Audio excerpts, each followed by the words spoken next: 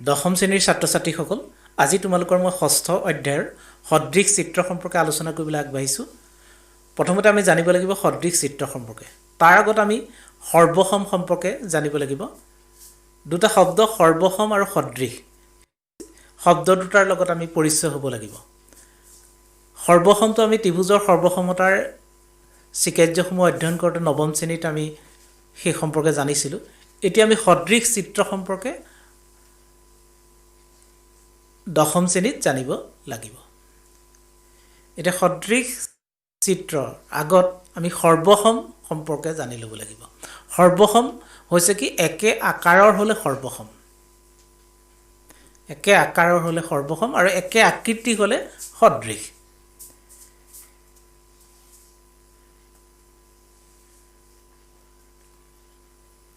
এতিয়া আমি দুটা চিত্ৰৰ দ্বাৰা বুজিবলৈ চেষ্টা কৰিম। এয়া আগ্ৰাৰ তাজমহলৰ দুটা চিত্ৰ দুটা কি হৈছে সৰ্বসম, মানে আকাৰ একে। আন দুটা চিত্ৰ তাজমহলৰে আকৃতি একে, গতিকে সদৃশ হ'ব। ইয়াৰ পাছতে সদৃশ আৰু কি কি আছে? বৃত্তৰ দুইটাৰে আকৃতি একে, গতিকে এই সদৃশ। বেলেগে বেলেগে থকা দুটা বৃত্ত, আকৃতি একে, গতিকে সদৃশ। সকলোবোৰ বৃত্তই কি হৈ গ'ল? সদৃশ হৈ গ'ল।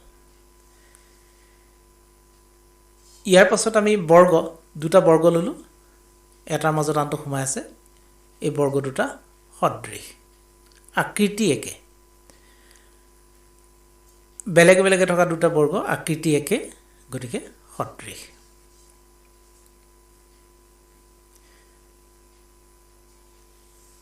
ইয়াৰ পৰা আমি কি শিকিলোঁ? যে সকলোবোৰ বৰ্গই সদৃশ।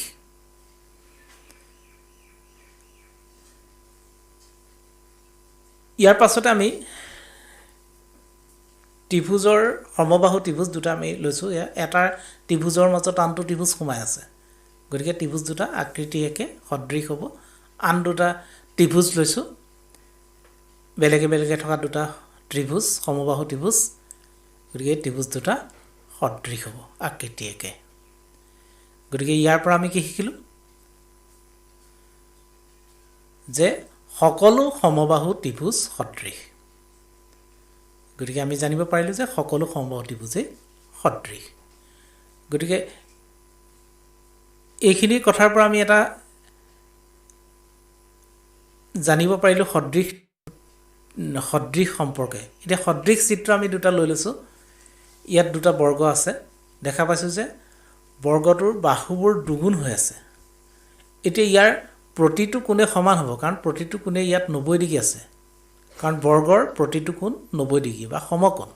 গতিকে এ কোণৰ লগত পি কোণ সমান, বি কোণৰ লগত কিউ কোণ সমান, চি কোণৰ লগত আৰ কোণ আৰু ডি কোণৰ লগত এছ কোণ সমান। আৰু বাহুবোৰ সমানুপাতিক, এ বি সমানুপাত অনুপাত বি কিউ, বি চি সমানুপাত কিউ আৰ, চি ডি সমানুপাতিক আৰ এছ, ডি এ সমানুপাতিক এছ বি। গতিকে চিত্ৰ দুটা সদৃশ। গতিকে ইয়াৰ পৰা আমি ক'ব পাৰোঁ যে সমসংখ্যক বাহুৰ দুটা বহুভুজ সদৃশ হ'ব যদিহে সিহঁতৰ অনুৰূপ কোণবোৰ সমান আৰু সিহঁতৰ অনুৰূপ বাহুবোৰ একে অনুপাতত বা সমানুপাতত থাকে। গতিকে এই কথাটো আমি জানিব পাৰিলোঁ। মূল কথাটো হৈছে সিহঁতৰ অনুৰূপ কোণবোৰ সমান আৰু সিহঁতৰ বাহুবোৰ সমানুপাতিক হয়, তেতিয়াই দুটা সদৃশ হ'ব। আন দুটা আমি চিত্ৰ লৈছোঁ, এই দুটা সদৃশ হয়নে আমি চাওঁ।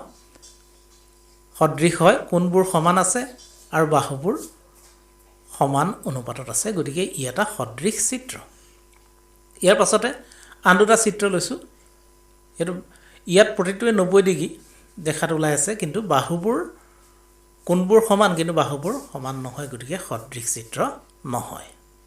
ইয়াৰ পাছতে আন এটা চিত্ৰ, ইয়াত বাহুবোৰ সমানুপাতিক হৈ আছে, কিন্তু কোণবোৰ সমান নহয়, গতিকে ই সদৃশ চিত্ৰ হ'ব নোৱাৰে। ইয়াৰ পাছত এই গোটেইখিনি কথাৰ পৰা আমি ধাৰণা কৰিব পাৰিলোঁ, সদৃশ চিত্ৰ সম্পৰ্কে এটা থুলমূল ধাৰণা আমি কৰিব পাৰিলোঁ। ইয়াৰ পাছত আমি ইয়াৰ সম্পৰ্কত অনুশীলন কৰিব লাগিব।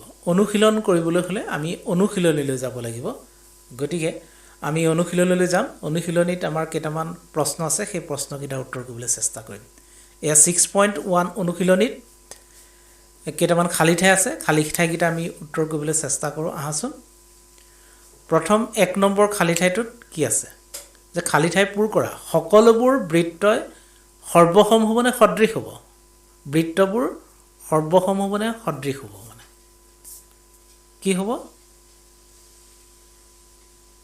সদৃশ হ'ব গতিকে সকলোবোৰ বৃত্তই সদৃশ ইয়াৰ পাছতে আন এটা কথা আমি শিকিছিলোঁ সেই কথাটোলৈ আহিছোঁ খালী ঠাইত সেইটোৱে আছে যে সকলোবোৰ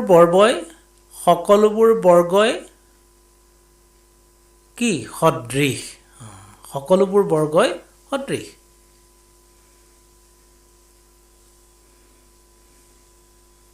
ইয়াৰ পাছতে আন এটা প্ৰশ্ন সকলোবোৰ ডেশ ত্ৰিভুজ সদৃশ মানে সমবাহু ত্ৰিভুজ সদৃশ